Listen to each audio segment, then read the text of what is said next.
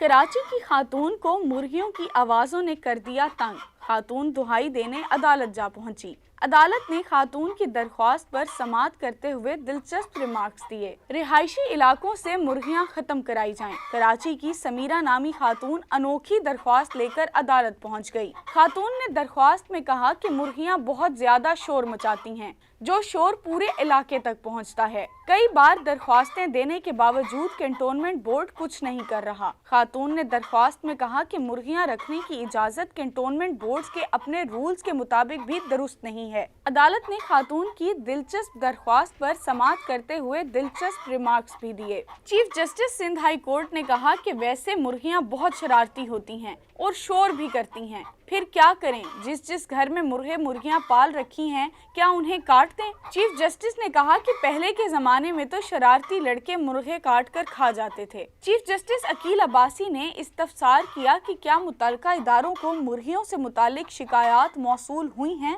Sindh high court نے رہائشی شہری علاقوں میں مرغیاں پالنے کے خلاف درخواست پر کنٹونمنٹ بورڈ سمیت متعلقہ اداروں سے جواب طلب کر لیا۔ اب بیچاری مرغیوں کے خلاف درخواست پر اگلی سماعت 23 اپریل کو ہوگی۔